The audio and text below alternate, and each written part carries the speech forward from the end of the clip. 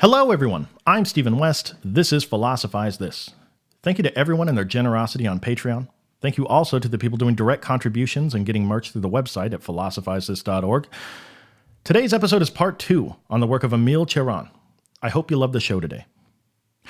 So, what Cioran liked to do after he clocked out for the day, when his feet hurt, his back hurt, his eyes were tired, when he finally got home after a long day of navigating the sheer absurdity and meaninglessness of absolutely everything, what Cioran liked to do is sit down at his desk and just write. The result of this was certainly plenty of books: On the Heights of Despair, The Trouble with Being Born, A Short History of Decay, just to name a few. But one thing we have to clarify to be able to truly understand the man behind this work is that his intention in writing all of these things was never to give you answers. It was never to construct a narrative. It was never to write a story. He wasn't writing these as some long-form persuasive essay to try to get you to think the same way he does. No, in fact, part of the beauty of Cioran as a writer is that he really doesn't care what you think about his writing. He won tons of awards writing in French, not even his first language, rejected almost every one of them. He didn't care. See, he was writing for a different reason on this particular day. Today, he was writing for a personal reason. Writing to Cioran was something to be a practitioner of. Writing to him was the greatest form of therapy he ever came across in his life. Whenever he wrote something, the intent behind it was always first to express something. Because, as he said, whenever you express something that you're feeling inside, it instantly makes it far more bearable to live with. When you understand that this was ultimately his first priority in his writing, you can clearly see that writing to him was not about being in the New York Times. Writing to him was a matter of life and death. It was a way that he could work through tragedy in life, insomnia, which he struggled with horribly. It was a way to contend with the melancholy and dread that we talked about last episode. Writing a book was, as he said, quote, suicide postponed. So knowing all this about the guy, not a surprise that the stuff he generally chooses to write about are going to be these taboo, dark feeling states that we're not allowed to talk about in polite society. Also makes sense that he would write in fragments. Instead of following some cookie-cutter plot arc with a clear beginning, middle, and end. He's not building an argument for his way of seeing things piece by piece. He's just writing. And writing beautifully, for the record.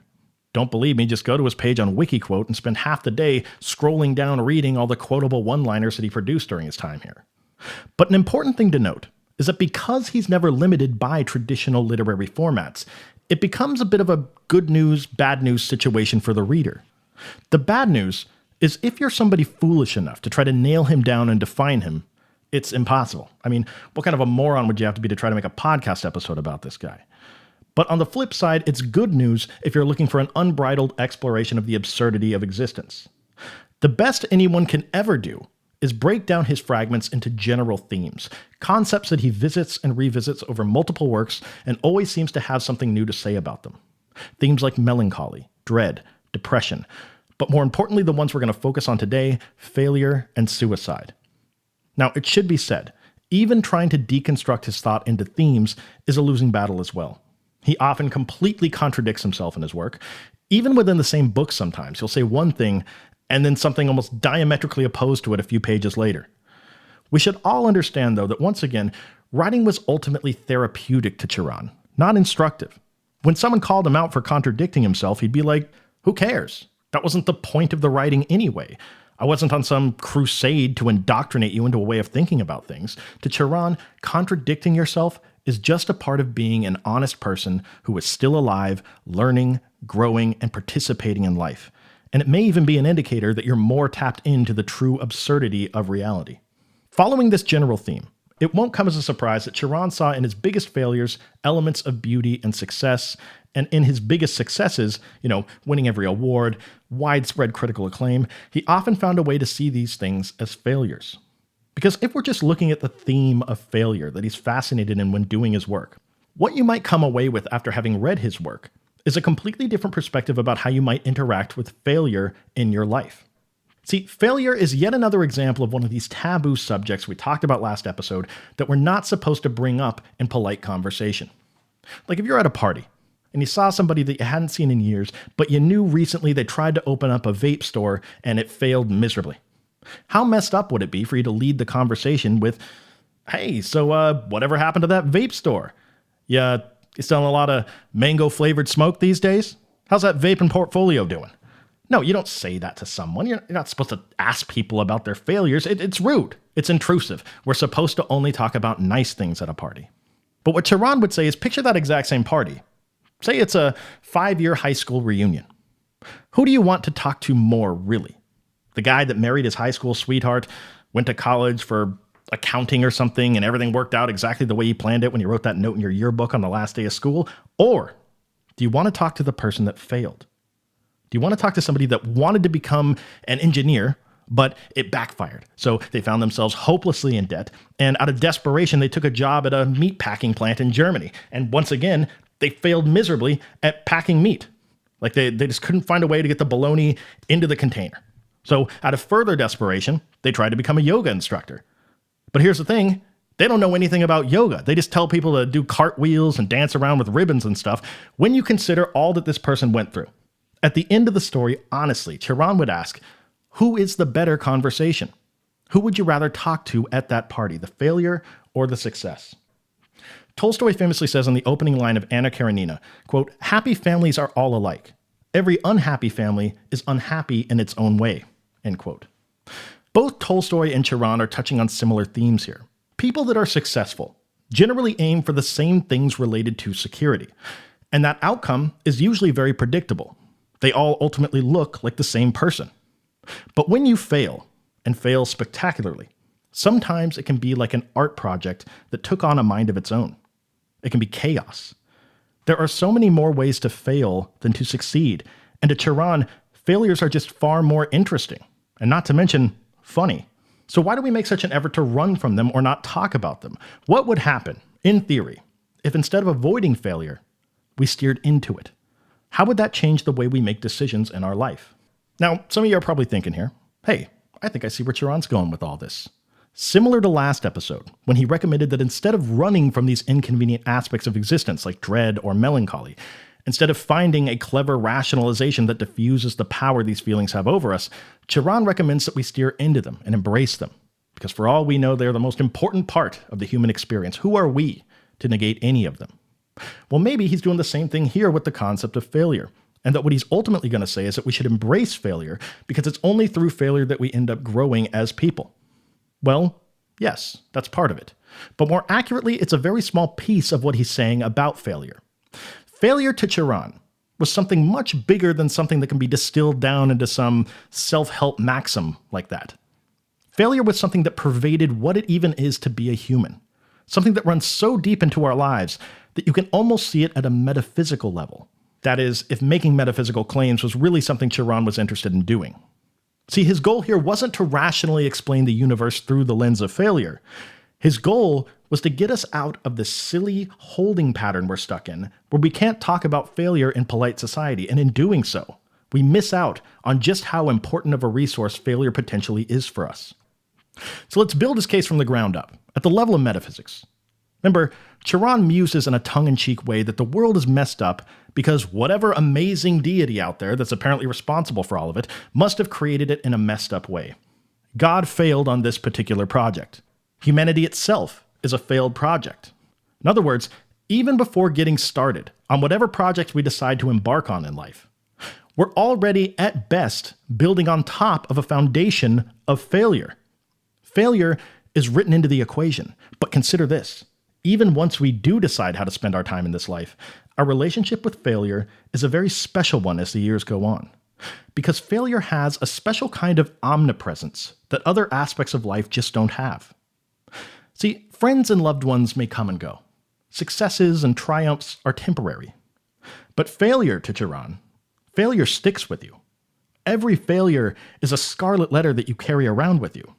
People around you know about your past failures. They remember them. And while they may not say anything for the sake of being nice and going along with that societal taboo, your collection of failures is a companion that follows you no matter where you decide to move or how you decide to dress. So where Cioran might begin is by asking, since we know that our failures are a companion that's going to stick around with us, would you rather be friends with that companion or enemies? Do you want failure to be an embarrassing acquaintance that you have to dance around talking about in conversations? Or is it possible to make it a friend that you're proud of, a friend that you draw inspiration from? Given that failure is such an integral part of this whole process, how do we not run from it or rationalize our failures away with some story, but instead steer into it? To do so is going to require us to completely reframe the way we look at failure. And maybe the best place to start doing that is to consider just how much Cioran thinks failure is responsible for the entire trajectory of the human species. Let me start explaining here. Whenever anyone makes any important decision in life, they do so in consideration of failure. When you decide what relationships you want in your life, when a scientist decides what experiments to run, when a country decides their foreign policy, we all make these decisions doing our best to get to what we see as a successful outcome. But whenever you're aiming for success as a target, you're naturally trying to aim away from potential failures along the way. So in this way, our level of comfort and familiarity around the concept of failure directly impacts any important decision we make in life, even on the level of nations and the global community. When failure is something that we can't talk about, when failure is something we avoid reflecting on, when we don't fully understand what we're trying to avoid and why, we are never able to aim for success as effectively as we otherwise could. Having a close relationship with failure, ironically, is one of the best places to be if you want to succeed at anything. Because in a universe that's full of absurdity and devoid of meaning, a failure has the exact same exchange value as a success. Why would we throw out such a valuable resource that's at our disposal? Just like last episode, the answer to this question to Cioran is a very simple and obvious one. Failing and recounting our failures makes us feel extremely uncomfortable. But in the interest of us reframing how we see failure on today's episode, something we have to get to the bottom of is what exactly is so uncomfortable about acknowledging our failures? Well, part of it has to be that by acknowledging a failure, you are also simultaneously acknowledging at least a minor lack of self-awareness.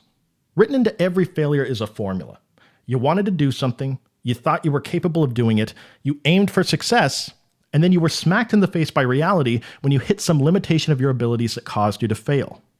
The point is, you wanted to succeed. It doesn't feel very good to be made aware that you're not good enough to do something. And it definitely doesn't feel good to be reminded of that fact or asked about it at a party. Now, Cioran understands all this, but I think he'd say, hold on a second, let me ask you something about failure. Whenever you fail at something, what is it that you always get from failure that you absolutely never get from success? One thing failure never fails to do is to give us an honest picture of who we actually are.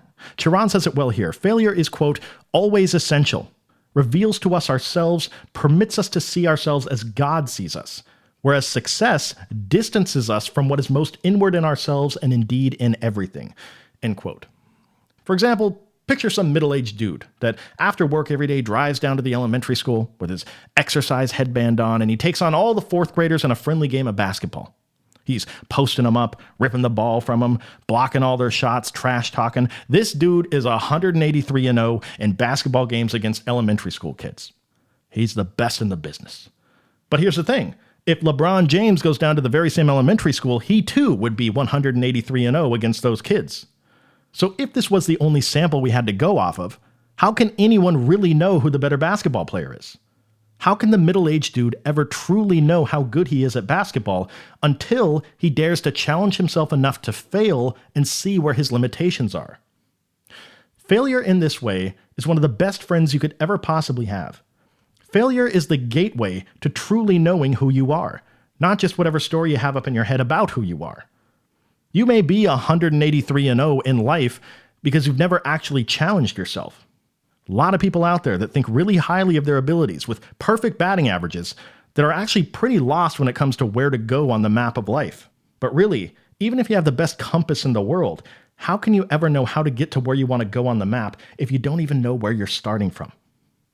Cioran once said that it's only, quote, in failure, in the greatness of a catastrophe, that you can know someone, end quote. To Cioran, failure has a unique ability to show you exactly where you are right now in a way that success just can't do. Cioran once said that he wanted to have a, quote, existence constantly transfigured by failure, end quote. Transfigured meaning to transform into something more beautiful or elevated. See, he truly saw failure in this positive light. Failure is a voice of reason that keeps us honest about who we really are. He said he actually aimed towards failure throughout his life. And he wasn't being sarcastic here. Because to be able to look back at a life that was frequently punctuated by failure, that says a lot about a person. Not that they were a failure, as some people might conclude. I mean, to Cioran, of course they were failures. We're all failures.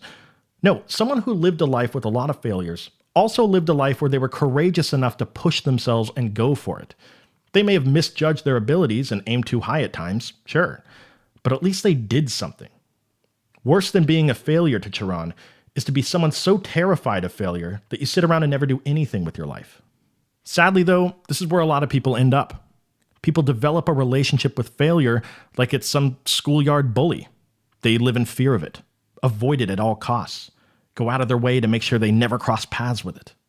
When they finally have to face it, they see the entire interaction as a negative, painful experience. They're embarrassed to talk about it, so they never do.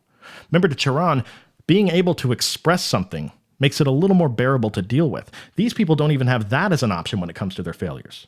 They're left to pretend and act as though their failures and this bully doesn't even exist. But just like last episode with melancholy and dread, Cioran is going to ask, why does it have to be this way?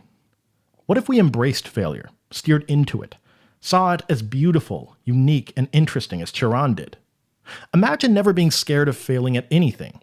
Not because you're dumb or something, but because you saw failure as the only way to truly see how far you've come since the last time you failed. You saw failure as an opportunity to get a one-on-one personalized lesson for how to adjust your strategy for success next time. You saw failure not as something to avoid, but some of the only evidence that you're actually living a life where you're not just playing fourth graders in basketball all day long. Cioran deeply admired people who were failures, sometimes calling them outright losers. Cioran grew up in Romania, and at the time he saw his country as a prime example of absolute failure on the world stage. So when he left Romania to go to school in Bucharest, he had a keen eye for people who he thought were complete failures, and he gravitated towards them, endlessly fascinated by their lives. He said, quote, "In Bucharest, I met lots of people, many interesting people, especially losers, who would show up at the cafe talking endlessly and doing nothing. I have to say that for me, these were the most interesting people there. People who did nothing all their lives, but who otherwise were brilliant." End quote. To Cioran, failure was, if nothing else, way more interesting than success. Every failure is like a runaway art project, and every person embodying failure was a painting that required explanation from the artist. Cioran embraced failure so much that he even lived his life resembling a failure, even though he was far from it in actuality. He once said, quote, "The big success of my life is that I've managed to live without having a job." He also said, "I preferred to live like a parasite rather than to destroy myself by keeping a job." He actually bragged about being 40 years old and that he was still enrolled in school eating at the student cafeteria. He wore this image of failure around like a badge of honor, which actually reminds me of something Hemingway said once. Not about Cioran specifically, he was speaking more generally. He basically said, in a world where so many people want to wear the medals around in public, but they don't want to do the work to earn the medals in private. Here is Cioran, a shining example of the opposite. Here's a guy whose work is getting widespread critical acclaim, award after award, and he rejects all of them and instead chooses to live his life resembling a total failure. The overall point is this. To Cioran, here is this massive concept, failure. And we're not even supposed to talk about it. We're supposed to be embarrassed of our failures. And we could theoretically live a life where we never actually try anything and therefore never experience failure, the same way we can rationalize away feelings of dread and melancholy. But to Cioran, sometimes we need to push ourselves into existence. We need to reach into areas where we could potentially fail just to make sure we know we're still moving in life. And worst case, even if we fail, we at least know exactly who we truly are at this moment. The trick then, I guess, is being able to realize that failure is not the worst case scenario. In many ways, constant success would be the worst. Quick aside, some of you are probably wondering how someone so sold on the idea that the world is meaningless and absurd could ever even speak in terms of success and failure. How does he even decide what to spend his time on if there's no rule book to follow? Well, consider this. Cioran was so dedicated to the cause, he was so committed to the world being meaningless, that he lived as though there actually were meanings to things. He lived in this way just so that he could protest reality and undermine the design of whatever God created this whole thing in theory. Moving on, though, Another taboo subject that we're not supposed to talk about that fascinated Cioran throughout his life is suicide. And here's the thing. Look, talking about all these unfortunate aspects of being a person and the solutions we conjure up to try to deal with them doesn't take much creativity to arrive at what might seem like the ultimate solution to these problems, to just end your life. Well, Cioran obviously realized this, and he didn't think this was the right answer for several reasons, but it should be said that even after arriving at that position, it didn't stop him from continuing to reflect on suicide as yet another aspect of existence that is ever present that we are not supposed to talk about. He wants to ask, no different than all the other forbidden subjects we've touched on so far, what are we potentially missing out on by putting suicide into this forbidden category? And I think the best way to understand where Cioran is coming from here is to think about suicide not as something that is actionable. Try for a second not to think about suicide as actually something that you're going to do as a last resort. Try to think about suicide in the third person, almost from the outside. Try considering the idea of suicide as something that's available to everyone as an aspect of their existence. In other words, suicide is an option. It's an option just like all the other options you have in life. Like, for example, you have the option to drop and do 20 push-ups right now. That is an option that's available to you. So Cioran might ask, why don't you do it? Let's say you decided to do it then. One thing's for sure, the only reason you're doing 20 push-ups right now is because you have some goal that you're aspiring to, where 20 push-ups actually gets you closer to that goal. Thinking about it in this way, Cioran would ask, what problem is suicide really getting you closer to solving? Cioran thought that suicide was both a temporal problem and an error in understanding about life. These are the two main ways you can think of his argument against suicide. It's temporal in the sense that, he said it best, that you always commit suicide too late, meaning that you've already experienced the inherent pain of existence, and you have no idea what the future holds. So ending your life to solve a problem that's already come and gone doesn't actually solve the problem. The other, more interesting argument he has against suicide is that someone who considers suicide as a solution to a problem is almost always someone that has not thought through the nature of existence at a deep enough level yet. They're always still at some rest stop along the way of their long journey of understanding reality and coming to terms with it honestly. He said, quote, "Only optimists commit suicide. Optimists who no longer succeed at being optimists. The others, having no reason to live, why would they have any to die?" End quote. Now, of course, here he is referencing the optimism we talked about last episode. When you are confronted by the sheer meaninglessness and absurdity of existence, common tactic is to join one of these optimism cults that allow you to feel connected to something higher than yourself. To Cioran, it's only someone immersed in one of these clever rationalizations of meaning that would ever even think to be disappointed when they confront how disinterested the universe truly is. A totally neutral party would be confronted with the meaninglessness, and they wouldn't have any reason to think one way or the other about it. Once again, as he says, if your reason to commit suicide is that there's no reason to live, why are you assuming that there's some reason to die? Now, someone might respond back to that and say, well, there's tremendous suffering associated with continuing to live. Why not end it? But not only does suicide not solve the problem of the suffering you've already been through, you're already at this point. Just by saying that ending it is a good option, you are not being intellectually consistent. You're claiming that the universe is entirely absurd, and yet you're making value judgments that your suffering is something to avoid. The implication being there that the alleviation of that suffering would cut the legs out from your entire argument. Here's the point. To someone truly tapped into the absurdity of things, just as a failure has the same exchange value as a success, a moment of suffering has the same exchange value as a moment of bliss.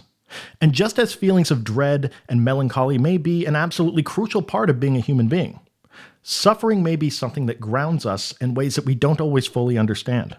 This is why at any one moment you may choose to commit suicide, Cioran thinks you're making both a temporal error and an error of understanding, because once again, you are always committing suicide too late, and you are clearly still bringing a delusional type of optimism about what existence actually entails. Now keep in mind, this argument is not supposed to be some catch-all antidote to these feelings. This is just the beginning of his look at suicide as a concept. And as a concept, this is a philosophical rebuttal. Not necessarily a practical rebuttal at all. This is a philosophical rebuttal to using the option of suicide as an ultimate solution to a problem. It does not work. And this is an important point to emphasize.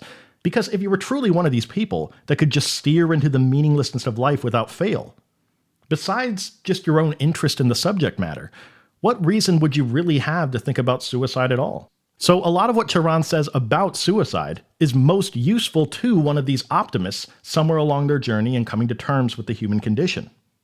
And to these people, of which he was one, I think Cioran would say something along the lines of, just never forget that you too are on a journey. It's both tragic and hilarious at the same time, but you are a type of creature that seems to naturally desire to seek meaning and write stories to make sense of things, and you are on a journey through an absurd realm that is completely devoid of meaning. Once again, this would be funny if it wasn't so problematic to so many people. So maybe as one of these people, you decide to attach yourself to one of these stories and rationalizations. You feel better for a while, and you generally get through life pretty good. But every once in a while, you hit a rough patch, where the reality of the universe isn't something that's as easily brushed under the rug with a bedtime story. Maybe you start to entertain the idea that suicide is an option because what's the point? And maybe his argument of, well, what's the point of suicide in a meaningless world? Maybe that's just not compelling to you. I think what he might begin with is to say, okay, well then what's the rush on it? Truly though, suicide may be an option, sure. But explain why it's such a pressing option right this second. Why does it need to be done right now? Once again, think of suicide in the third person. Think of it as an idea or an option that's available to practically every human being that has the opportunity to exist. Okay. When starting from this impersonal place, Cioran began to think of suicide as a concept that he thought was much more connected to freedom than to any sort of last-ditch effort to end suffering in a moment of pain. Cioran once said, quote, "What really saved me was the idea of suicide. Without the idea of suicide, I would have surely killed myself." End quote. See, there's that separation. It's a bizarre statement, but that distinction between the idea of suicide and the actual act is critical for Cioran. Suicide to Cioran was something that brought him comfort, just knowing that no matter what, he isn't trapped here. He said suicide, quote, "ends subsistence as a nightmare." You know, he explicitly says that he could have never endured life if it weren't for this freedom that was available to him. This option that comforted him because it's always there, so it allowed him to continue to exist however he wanted to. So the question becomes not whether or not it's the right decision to commit suicide from some moral standpoint. The question a person has to answer is simply, why right now? As Cioran said, what's the rush? Because if there is some sort of rush associated with that decision, maybe it's not being made for the best reasons, and you can look at that. I mean, as we've covered, you're certainly not trapped here. And you can't undo what you've already been through. You're already here in this moment. So why not stick around and at least spectate the absurdity of it all? Try to find pieces of it interesting. Try to enjoy the absurdity, not because it connects you to some greater overarching rhizome of meaning that you're a piece of, but simply for the sake of the absurdity. Suicide may be one option of many at your disposal, but it's also an option tomorrow morning after you've slept on it. It's an option a week from now. It's an option 6 months from now after that thing you're looking forward to. For almost everyone, life is not constant suffering and subsistence is not a nightmare. So once you're confronted with what you see as reality, why not stick around? Enjoy your time. Enjoy your family. Enjoy those sporting events you like so much. Enjoy staring at your phone. Enjoy it all. Immersed in this lucid dream where apparently nothing really matters. Thank you for listening. I'll talk to you next time.